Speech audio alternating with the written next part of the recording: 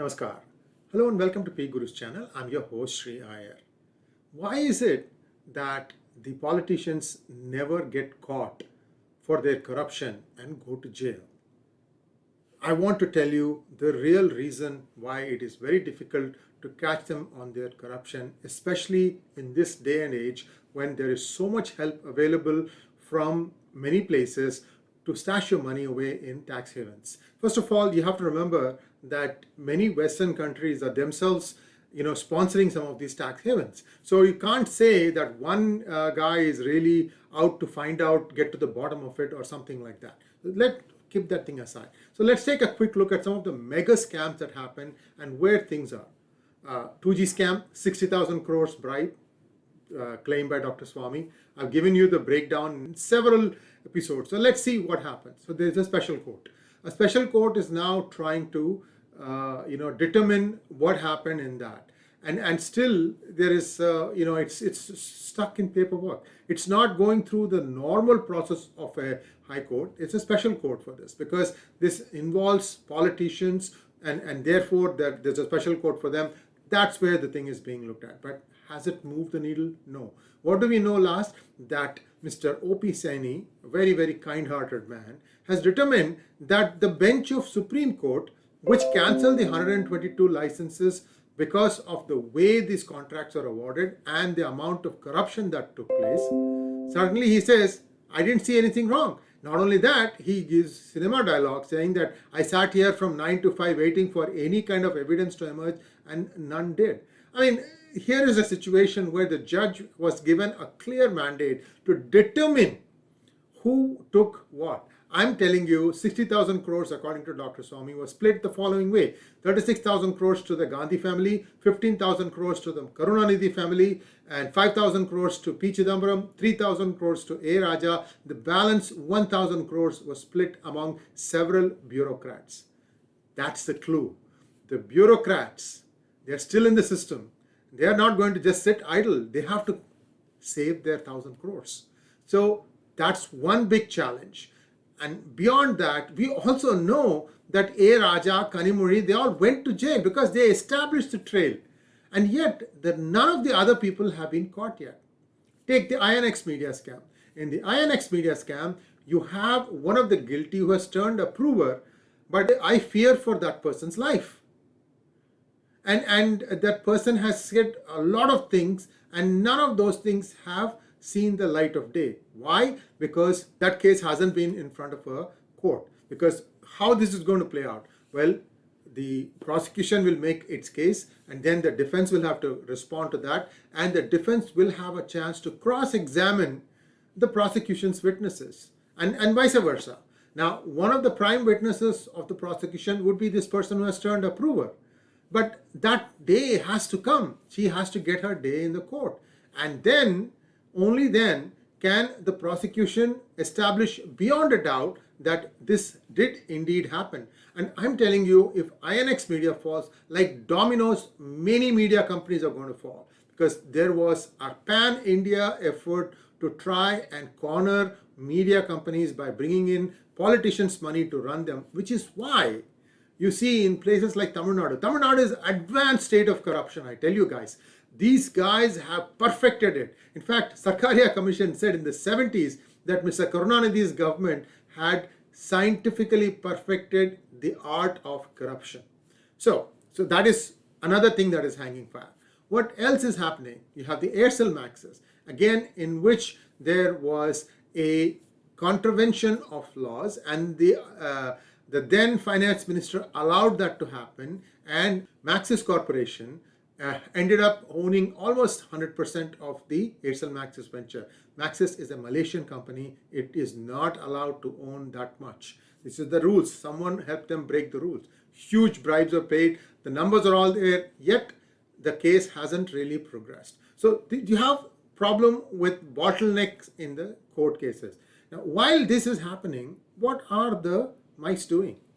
The mice are running around. They are taking the money from one tax haven and moving it to another tax haven. How do they do it? They will create a new company in a new tax haven with a whole slate of directors, all sounding very legit. And then this old company will give a contract to the new company, and the contract will be satisfied, and then this old company will give the money to the new company. Wait, the new company, old company, same owner. So what happened? Money got laundered from one tax haven to another tax haven, all in the name of legit business. Clearly, these two tax havens will have zero corporate tax, so there is no money lost in between the transfer. A few pieces of silver for the directors who are now in the new company, and then those will be rotated to something else. So this kind of thing keeps on happening. Why is it that these politicians are allowed to travel abroad? Well, because the law works that way. If you can't prove charges and if you can't act on them, then they have to be given their rights to travel outside the country. So what do? They go outside, then they go and transfer it from one more tax haven to another one. So when the ED or any other investigative agency starts tracing these things, suddenly they'll start running into these walls because the company no longer exists. Their first list of bank accounts that was released of Chidambaram and Karthi Chidambaram, the whole family, what PGurus had written tomes about, like Chidambaram 𝙒𝙖𝙩𝙨𝘼 and all that. Many people gave us grief saying that you're taking something that is dear to Sanatana Dharma and you're abusing it. Sorry guys, it has an impact. You did go and click and read what that was, didn't you? So if we have to trick you into doing that, sorry to do that, but we had to do it. Anyway, so what is now happening is that anywhere they turn to, they're going to run against walls. So that money is going to be very difficult to recover. India doesn't have the kind of software that perhaps the United States has to try and leapfrog through all these walls to be able to establish that this exact quantum of money, because you have to remember that when one company closes, they will close only after they've done the transferring. So you go back a window of 3 or 4 days to see when the money actually got transferred. That will be the clue. So it is possible. You just have to be dogged, you have to pursue it, and then only you can catch this thing. But all that is in the rear view mirror. How can you do it moving forward? Even today, I can tell you that it is possible if the Indian government enacts some laws, and these laws are already suggested in a form by Fali Nariman. He said, nationalize all the Indian citizens' properties and then tell them that anything that is abroad, they have to show that they have paid taxes on the money they got outside. If they have paid taxes, they can bring it in. Maybe this is one way to legitimize the ill-earned wealth, but at least it will give you some good, valuable foreign exchange. More importantly, it will make these politicians poor. What will happen then? They will not be able to fund the elections by giving money to voters. So all this is a cycle that needs to start. Somewhere it needs to start. And I'm hoping that with the BJP getting a majority in both houses, that they will be able to enact a law of this nature and they can cut income tax, personal income tax to zero, cut the personal income tax completely down to zero. And then what you do is all those income tax officials that will be freed from not having to chase poor customers like you and I, they can go and chase this money abroad and give them a cut of the earnings, 5%, 3%, whatever it takes. Let them pay for themselves and then they'll find out how this money has been stashed away.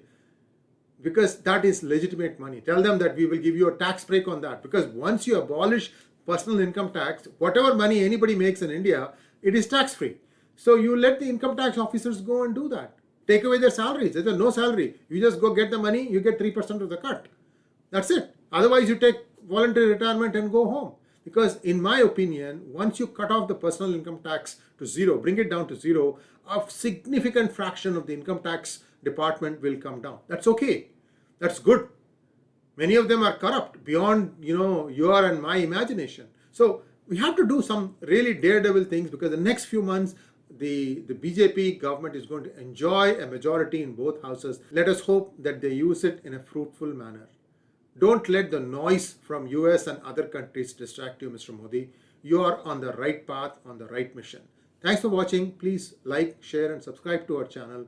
And please also click on the bell button for notifications. Namaskar.